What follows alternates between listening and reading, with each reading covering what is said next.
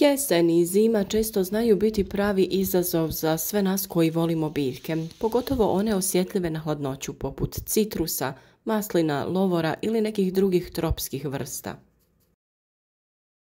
Problemi sa niskim temperaturama naročito se javljaju kod uzgoja presadnica povrća u periodu ranog proljeća. Zbog toga često tražimo načine kako da zagrijemo plastenik da naše biljke budu zaštićene od hladnoće, a da trošak grijanja bude što manji.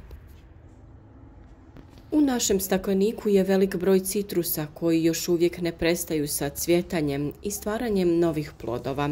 Iako je staklenik napravljen od kvalitetnih materijala, niske temperature krajem jeseni i u toku zime mogu ugroziti naše biljke, pa želimo biti sigurni da se temperatura neće spustiti jako nisko.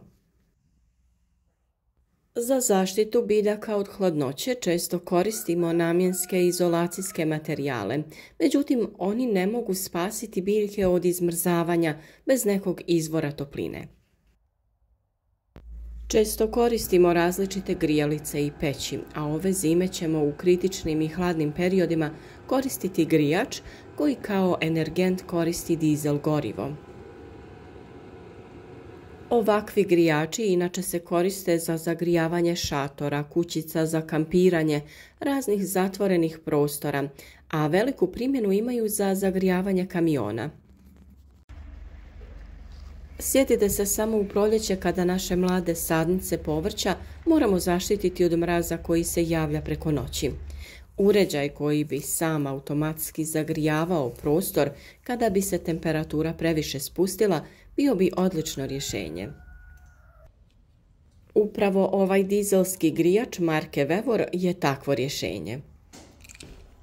Ovaj grijač napravljen je za grijanje garaža, radionica, kampera i sličnih prostora, ali može biti odličan izvor topline i za staklenik, plastenik ili neki drugi prostor u kojem se uzgajaju biljke.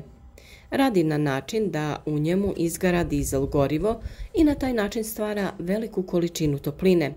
Topli zrak izlazi na cijev i može se usmjeriti u najpovoljnijem smjeru. Sam uređaj je potrebno spojiti na napon od 12 volti ili jednostavno na akumulator. Pri pokretanju uređaja potrebna je nešto veća struja, međutim, kada uređaj počne da grije, tada troši male količine električne energije.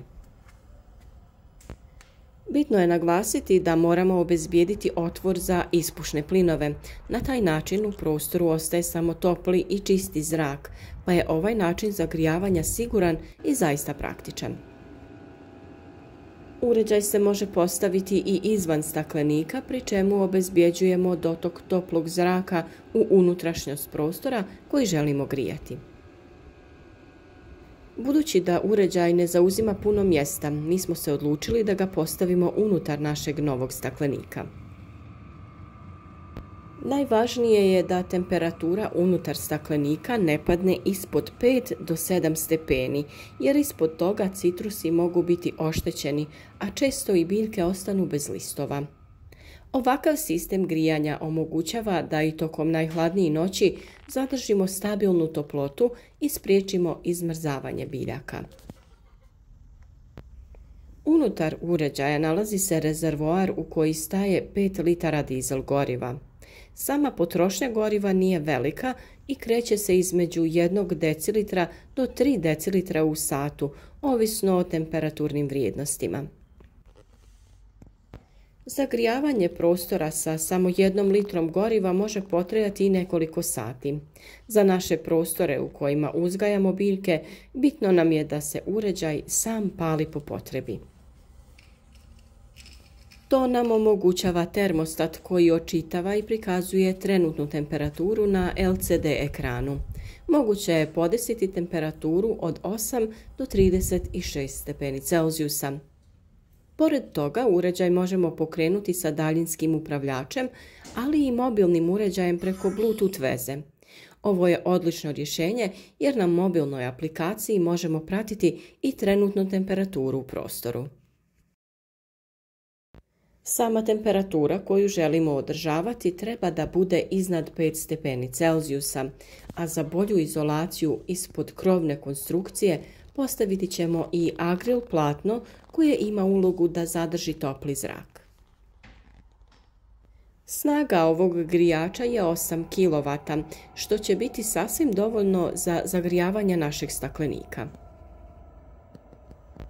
Uzgoj presadnica u ovakvim uslovima je puno jednostavniji, pa smo pripremili nove sadnice salate, špinata i blitve, a njih ćemo ovih dana posaditi u plastenik i u vrt na otvoreno. Ako i vi imate potrebu za zagrijavanjem ovakvih ili sličnih prostora, razmislite o nabavci ovakvog jednog grijača. A za sve prijatelje i pratitelje našeg YouTube kanala obezbijedili smo popust za kupovinu ovog uređaja. Dovoljno je da kliknete na link u opisu videa i unesete odgovarajući kod za popust. Pišite nam u komentare kako vi čuvate biljke preko zime i kako se vama čini ovakav način grijanja biljaka. Ostavite like i podijelite video na društvenim mrežama i na taj način pomozite nam u dijeljenju korisnih informacija o uzgoju voća i povrća.